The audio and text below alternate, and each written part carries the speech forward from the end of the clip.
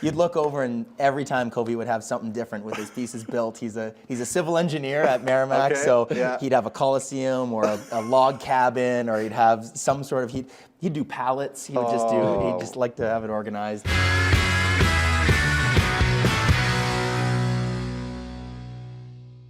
Jeff Malott with a tremendous story about former teammate Jonathan Kovacevic when those two players were on the Manitoba Moose. Of course, Jeff Malott and Dean Stewart, local product, our special guests here on Ground Control, the official podcast of the Winnipeg Jets. I'm Jamie Thomas, your host. Big news today. The Winnipeg Jets are atop the Central Division as of the taping of this podcast. It is Monday afternoon. Jets have won 4 straight, a 4-2 win in Anaheim on Sunday afternoon. Gutsiest win of the year, you would have to say, considering what happened in the second period when the Jets lost Kyle Connor, their leading goal scorer, on a knee-on-knee collision with Ryan Strome, and reports now saying and telling us that there will be no suspension to the Ducks forward. There was thoughts possibly that Strome would miss some time, and we're unsure of the status of Kyle Connor as of the taping of this podcast. We'll know more on Tuesday morning when the Winnipeg Jets are in San Jose. We'll imagine we'll get some news before the morning skate or after the morning skate in San Jose. A reckless play by Ryan Strome, and you can even go back, the Jets losing Gabe Vilardi on a reckless play from Blake Lizotte, his former teammate from the Los Angeles Kings. Jets missing Vilardi for an extensive period of time. He's now back in the lineup. We'll have to see just how long Kyle Connor will be out of the lineup. So no word from NHL player safety at this time of the podcast, but again, the report's saying there likely will not be a suspension. Let's hear first from Rick Bowness on his thoughts of the hit, and then Gabe Vilardi. Well, it's a knee on knee. He sticks his knee out, and you hope that's a suspendable knee on knee. I mean, there's no other way of looking at it, and you hope it's suspendable. But the referees made the right call. 5-minute major and a game misconduct, and then we'll see where it goes from there. Yeah, I do feel for him, and like it was his knee, obviously. So it's tough. It's never easy coming back from injury, and I think people, that don't play don't really realize it. Like, you miss time, and the guys are going, and they're in the flow of the season, and you're kind of coming in. It's almost like you're back in training camp. So it sucks to see him go down, and that was he got the 5-minute penalty. So, but hopefully it's nothing too serious. I haven't seen or heard anything yet, so we'll see. If anyone understands what Kyle Connor is going through or will go through at this point, it'll be Gabe Vilardi, who missed a substantial amount of time after that collision with his former teammate Blake Lizotte against the Los Angeles Kings back in October.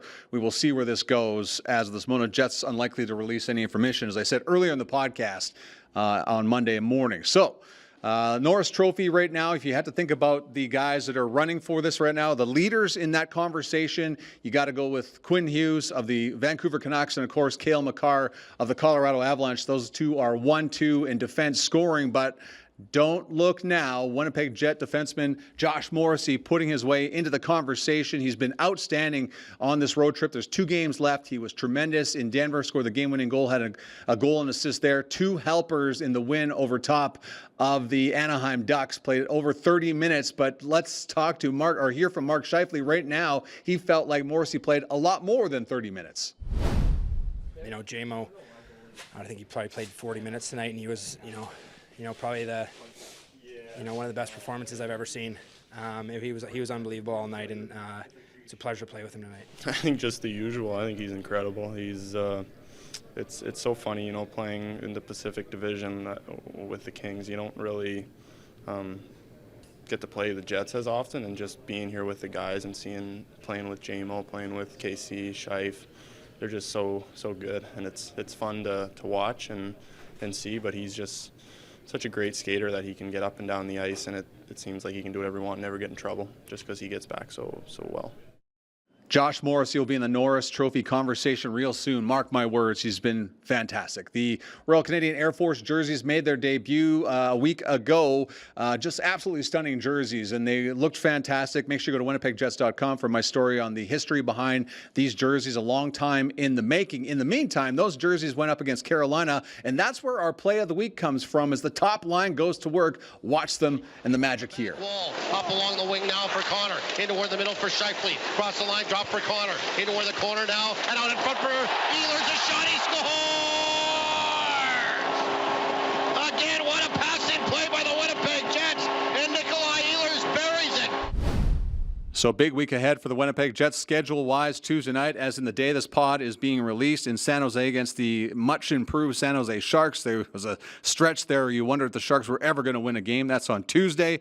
Then the end of the 4-game road trip in Los Angeles against the Kings. That will be the return of Gabe Vilardi and Alex Iafallo. Of course, involved in that trade with Pierre-Luc Dubois. The Jets have lost to the Kings already earlier in the season. And then Saturday, the Jets will host the Avs. They begin a 4-game homestand before the holiday break. So it'll be the second annual South Asian Heritage Night coming up on Saturday, December 16th, when the Winnipeg Jets host the Colorado Avalanche.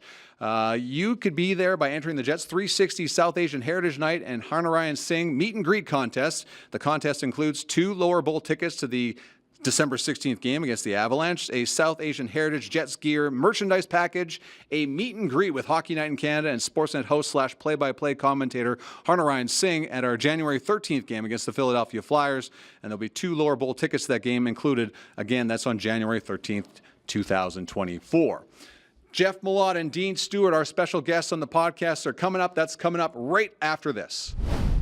The holidays are coming. You're asking yourself, what should I do the week before? Well, it's an original 6-week coming live to Canada Life Center. Montreal Monday, Detroit Wednesday, and Boston Friday. Somewhere in there you have to say, I have an impatient spouse or friend who doesn't like surprises. Take them to one of these games.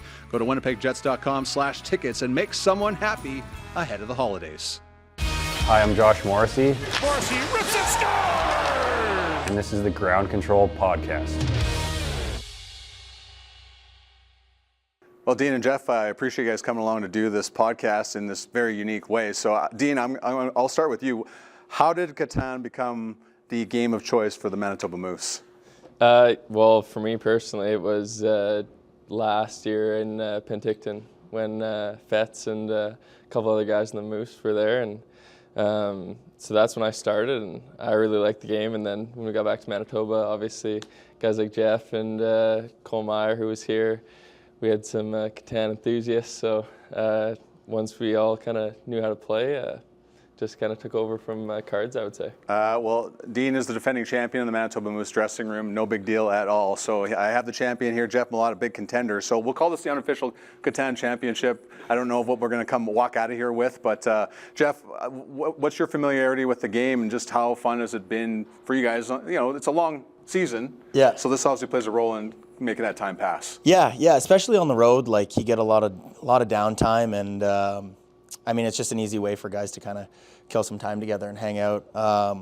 Yeah, it's nice, it's competitive, it's kind of a different game every time we get on and play, and yeah, it gives some guys some bragging rights for a little while. So somebody's got to knock Stu off his throne. He's been milking it for the last year. So okay, so is it just like, is it a championship every year, or is it just kind of like there's whenever you get to the table, you're taking on the championships on the line? Yeah.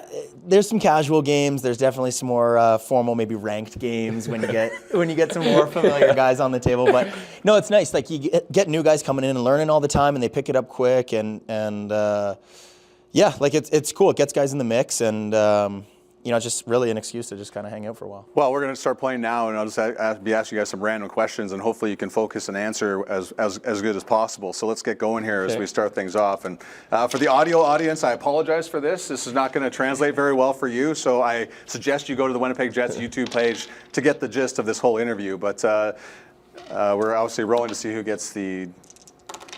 and obviously I'm kicking off with a 3. That's not very good. Okay. So 9 does it. 9 does it. Really haven't even gotten a chance to. So what is the gist of what are we trying to do here? I guess obviously the numbers kind of give away how strong a position would be on the board and how frequent those numbers are going to get rolled. Right now I'm kind of looks like there isn't a ton of wheat in this game, not a ton of sheep. And we're trying to get resources, right? We're trying to get resources. The whole idea is build resources so you can build buildings and dominate the game. I played this game like 4 times, so I'll see how long this lasts for. But do you want strategy? Do you want no, just keep going. Spoken strategy? Yeah, well, if you want. Yeah, for the directors. I like this spot, and there's 3 of us in the game. Now, when you're doing this, if your Manitoba Moose teammates are watching this, so they're going to go, okay, that's what Jeff does, or is that how you traditionally start each move? I think this would be one of the clear spots that would be picked first. I think a lot of them would be happy with my choice. I have no real affiliation to any of these resources. Some guys might want to go for longest road right away. Yeah. But I think I'm just going with that one because it's one of the clear contenders for first pick. Dean, you're obviously up next because I rolled the least. No, We can go go clockwise too. Okay, so I'm just going to set up right here. Jeff, your season so far, 2 multi-point games back-to-back here. Are you starting to feel it at this point? I think, it's nice when you get kind of into a rhythm and the season's kind of, everybody's up to speed in the season. I think a lot of guys are getting up to, the level they want to be playing at for the rest of the year as well. And I think, we have a little bit of momentum right now, so kind of in a nice spot. Dean, with the way the American Hockey League schedule works, it's like off and on, off and on. How challenging is that to be ready every weekend when you guys sometimes don't play for 6 or 7 days? Yeah, I mean, for me, Jeff, too, kind of nice. Like, that's basically a college schedule. Yeah. So I'd say, you're used to this. For the college guys, we'd be more used to it. And then, obviously, kind of down the line there in February and March, it gets quite a bit busier. And so, which is nice, too. Obviously, I think,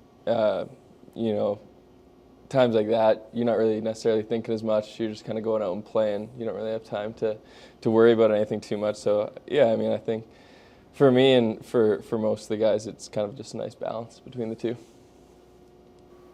What does the coaching staff think of this? The board game and the camaraderie that comes out of this?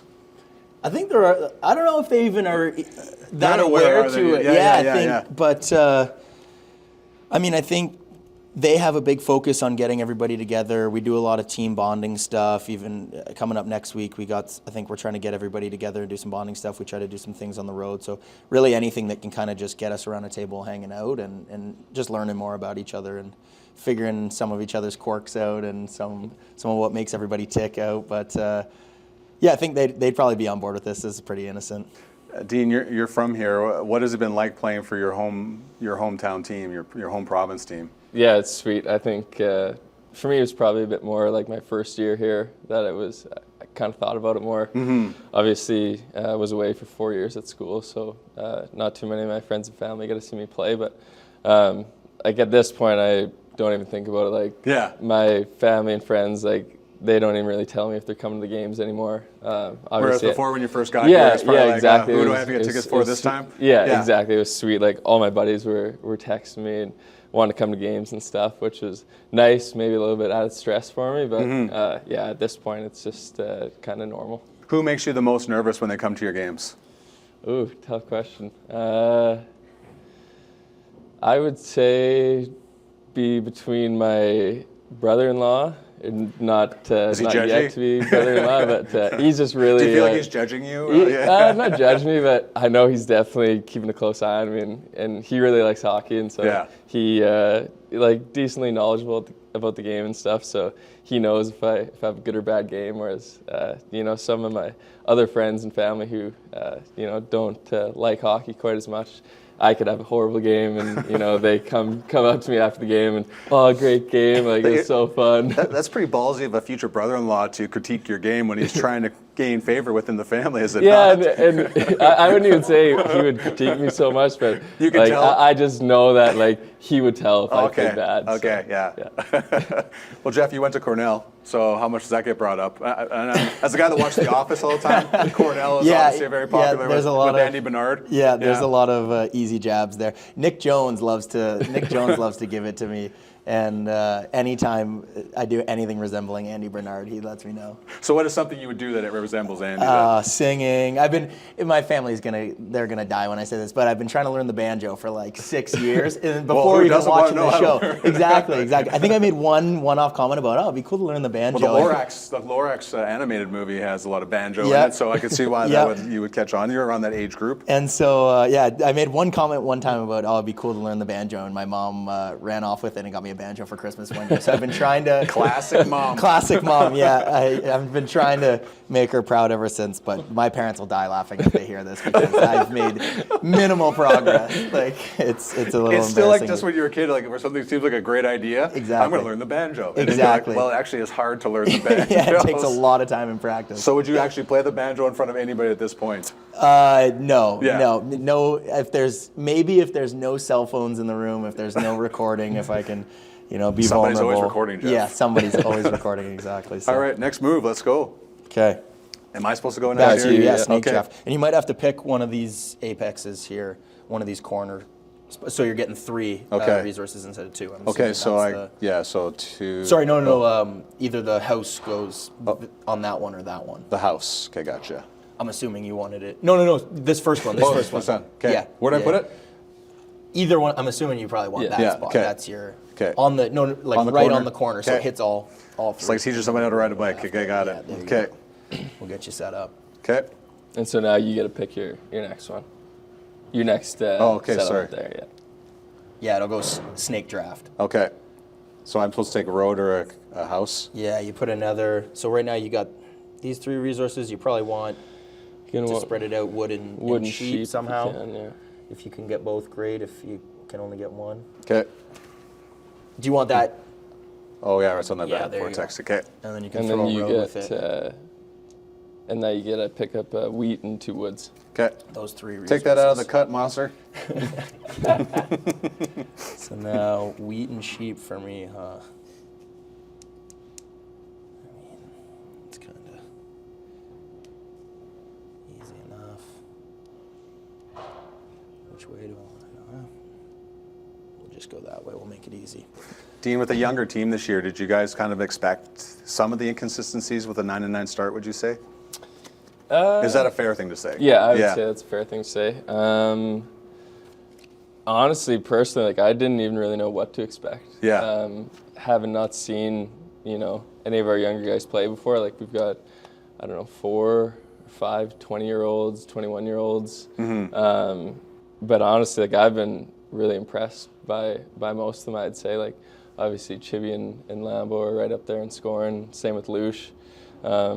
And then you got, Bowser's only 21, Hank and Torgs. So, for me, I really didn't know what to expect coming into the year. Obviously, we still had some guys like, Jeff and Sots and Tony and Caesar and those guys. And so, I think we probably have the personnel in the room right now to have a bit better record than what we've got. But, I don't think anyone's hitting the panic button quite yet. Yeah, Henry Nikkanen and Daniel Torgerson, Swedish and Finnish, but they hang out together all the time. So I've heard you guys call them Hans and Franz. Is it odd to have a Swede and a Finn hanging out together? And how was Hans and Franz the natural nickname after the time they spend together? It was, so they both showed up at the same time, I think 2 years ago at the end of the season. They both reported at the same time. And it was just like these 2 guys, the English wasn't nearly as far along as it is now. They're obviously completely integrated now, but in the beginning it was very funny to see these 2 huge Scandinavian dudes walking around. And they are massive. They're giant. They're huge, both huge workhorses, and it was a pretty easy fit for the nickname right away. Do you know who came up with it? No, it might have been not Keener. sure. I don't know who. Somebody threw. That it sounds out like there. something Mike Keane would come up 100%. Who's around the team all the time. So next move here. We'll roll, and that's a 12. Oh, mama. Over. Nobody on a 12 here, so we can keep moving. 6. Oh, I owe you. Who's just Stewart and I? Yep. All right.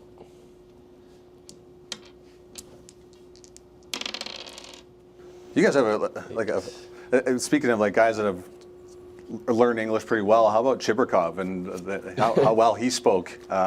He was very impressive before we left for the Penticton tournament, the Penticton tournament. How is he acclimating to the dressing room right now? Guys love him. He's for the size that he is. He's very feisty, at least from the time that I saw him, the games I've watched with you guys, and clearly at the prospect tournament in Penticton. Yeah. He's it's funny. He's warming up. He's blunt, and he's he's just classic. And guys find him hilarious. Even today, he in Russian, not in English, but in Russian, he's just rhyming off for a couple of sentences straight, and everyone was like, Jimmy, did you just speak? Like, are you like, he's very one word, like very, very, very serious. And when you get a smile out of him or you get a laugh out of him, it means that much more. Like, guys really get pumped. Now, was he full? Because he had the full beard and the mustache and the long hair when we went to Penticton. I think he shaved a little bit, has he not, since then? Or has it come in every once in a while? He's got some facial hair still. Yeah, a little bit of scruff. His hair is really long. Yeah. I didn't realize till like last week how long his hair was. Kind of got the spinach ad going. So what do you guys like? What do you like about his game on the ice? Clearly a very talented player. Sees the game really, really well, and he's dynamic and shifty. Like he's shaken in and out of all his moves. He's really unpredictable. And then he finds a way to produce. Like he's always in on offense, and he's got that grit to him. Like he's like you said, a bit of a smaller guy, but he's got that kind of sandpaper to his game, and he really for his size creates a lot of space out there. Unbelievable. All right, next move. So you get a brick there too. Thank on you. that 8. Thank you. It's a good board. A lot of real estate here. All right, that's director's cut. So the holiday video just came out recently, and Dean, I know you were not in it, but what have you enjoyed about putting those together year over year, and even seeing them after the finished product?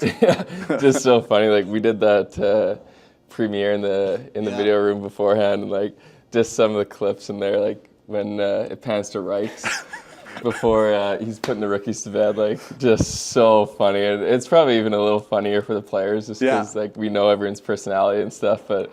That was just like such a Reichs moment to be looking like that. It just makes it so much funnier. Okay, well, speaking of that video, let's take a look at it right now, and afterwards we'll just keep going along here, and after we'll talk about the video when we get back.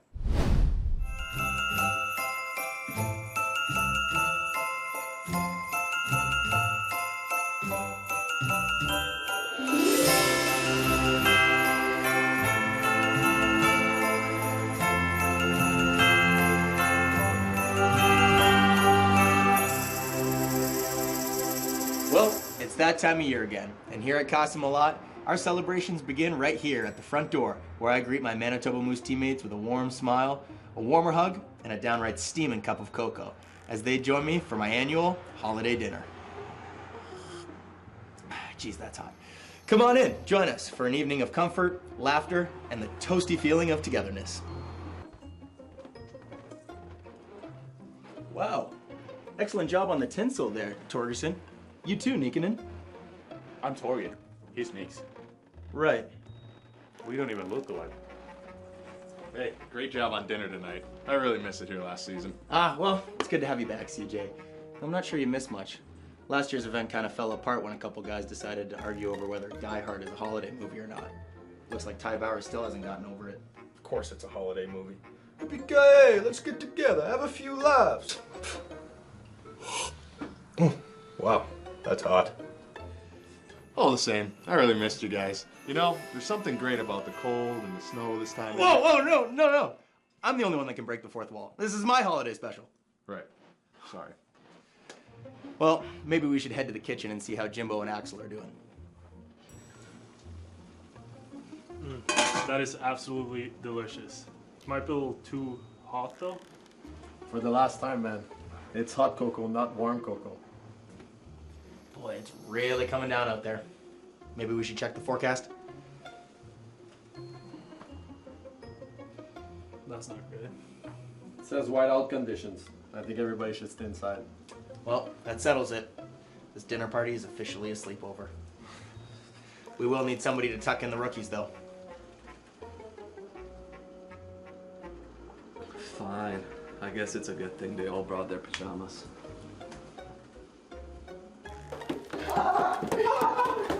All right, guys, time to start opening up some gifts. Ty, why don't you go first? Whoa! A Manitoba Moose holiday hat trick package. Just what I wanted. Yes! Nice. Sweet! 2 tickets to a Manitoba Moose game in January, February, or March. 2 toques, 2 bags of popcorn, and 2 sodas. Sounds like the perfect gift for anyone on your list. In Czech Republic, we call December 24th Štědrý den, or Generous Day. There are feasts and parties, but the old legend has it that if you fast all day on Štědrý den, you will be able to see a golden pig in the evening. Zlaté prasátko. Okay guys, time for bed now, or as we say back home, dobrou noc.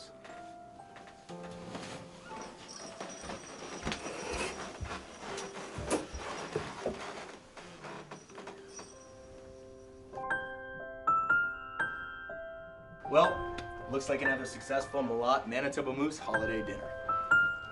From our team to yours, we hope you have a terrific holiday, and we can't wait to see you down at the rink. God, that is piping. Happy holidays, everyone.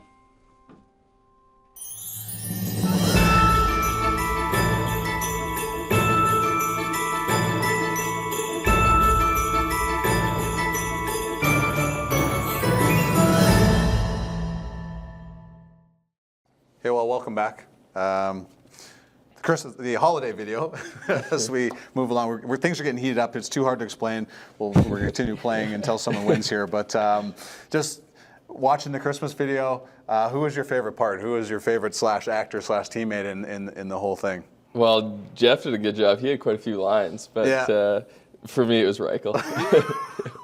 That black turtleneck, man. Turtleneck. He says, I got to put the rookies to bed. Was one of the best parts of that whole thing. So the slow pan. And just the debt, and just the Eastern European quiet demeanor. I gotta say, Ty Bauer, I think, was shining when we were filming that. He came out of nowhere with. A really good role, and well, John McClane without the tooth and everything, just he was perfect. If you're thinking of casting somebody for that part, John McClane, it's Ty Bauer for sure. What's the funnest part with Ty Bauer? Oh, he's like again, the guy that can throw him with anybody. Throw him with the nicest guy in the world. Absolutely anybody, and he's all about just integrity and loyalty, and he's so undeniably himself. He always talks about just like going back to the ranch when he's done playing, and he's an Alberta boy, and I think he's just somebody who he'll always be himself. Yeah. So if there's anybody that can see living on a farm after it's all over, chopping wood. Yeah. Off the grid. Going off the grid. Off the grid. It's Ty Bauer. Yep. You'll never hear from him again after hockey's over. Yep. Go ahead. Shiberkov in the slippers. Oh, dangling off the top bunk too. Now you talk about a guy's diminutive. Like he looks more diminutive as he hangs off the top there. Yeah. So how is the buy-in for the rookies to wear? Let's be honest. You have so much stuff on the guys now. Yeah. Because you just pull out a photo. Parker Ford is a bull in a china shop on the ice, but man, you just go, "Hey man, remember this?" Like, how does that not come up for the rest of his life? Yeah, they were thankfully they were all on board. I don't know if they had much say in what the costume was or what they'd be wearing, but they're good sports. Axel Jonsson-Fjällby, a guy that has been bouncing up and down from the National Hockey League, the American Hockey League. What's his attitude like when he comes down? And obviously it's hard for anybody that's had a taste of the National Hockey League and they come back. What's his role like, and what's his personality like, leadership like? Yeah, he's ready to go to work. He's great. He plays all situations when he's with us, and he's happy to do so. He's a great penalty killer, and then obviously in the American League too, he gets to use his offense, and he's a high volume scorer for us. Like, yeah, great to have. Great actor too. Yeah, like he was good. He was. Yeah, I was with him. We were playing some cards yesterday, and he's like, "Oh man, I thought I had the acting chops, but." Maybe not. Finally, some sheep rolling in here. Our first little bit of sheep on camera. We've had a lot of sheep rolling around. Any damage going on here? Anybody buying anything? You can go ahead. Actually, go ahead. That's okay, too late. 3. So we were just talking about, while the game was rolling on, while the video was showing, just guys who get emotional. Who gets the most emotional and takes things personally when this game is rolling on? Who would you? I got an easy answer. Who would you say? I got Nick Jones. Jonesy. Okay, so is that Jonesy's personality overall? 100%. Yeah. It's even more. I notice it more when we're playing cards with Jonesy than Catan. I would say, like, if somebody makes a play in cards and it doesn't bode well for Jonesy, he's gonna lose it. It's him against the world when he's playing. Yeah. So it's coming. Yeah. So whenever he reacts, everybody just looks at each other. Oh, he doesn't even give you time to look. He doesn't even give you time to look. He's making sure he's heard on the table. He's letting you know where the robbers should be going. He's letting you know who not to trade with. But it's an emotional game, and guys get caught up in it. And he wears his heart on his sleeve. And he's a good player. He's a good player on the board. So I rolled the 3, right? Okay. Robber moving. Okay, so speaking of the robber like blocks everything. So do guys add guidance? Like, so say somebody's watching the game, or people from the outside looking, don't do this. Yeah. So who's the best backseat driver, I guess, when it comes to Catan? Again, I think it's Nick. Like Who does he not like winning the most? Like, who bugs him the most?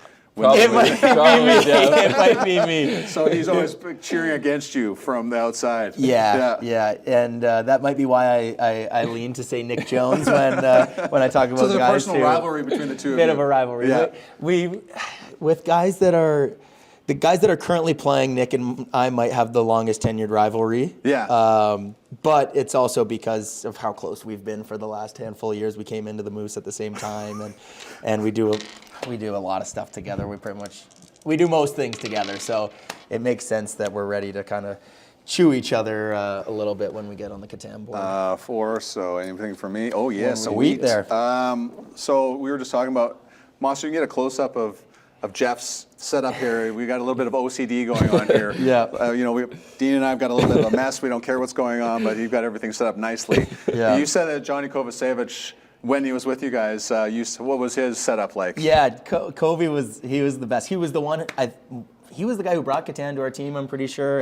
And he started it all during that COVID year. But whenever you'd be playing, you'd look over at Kobe, who was notorious for using the white pieces. He had to use the white pieces every time. And so teammates try and get the white guys? Declan Chisholm always thought that maybe he was the white piece guy, and Kobe was firm on holding down the white pieces. But you'd look over, and every time Kobe would have something different with his pieces built. He's a civil engineer at Merrimack, so he'd have a coliseum or a log cabin, or he'd have some sort of he'd do pallets. He'd just like to have it organized, and it led to a lot of wins for him. He's probably the best Catan player that the Moose have ever seen. So were you guys, outside of losing a friend and stuff like that, were you guys happy to have him off the Catan championship board kind of thing? There was one silver lining, is that there are some more wins to be had for other guys.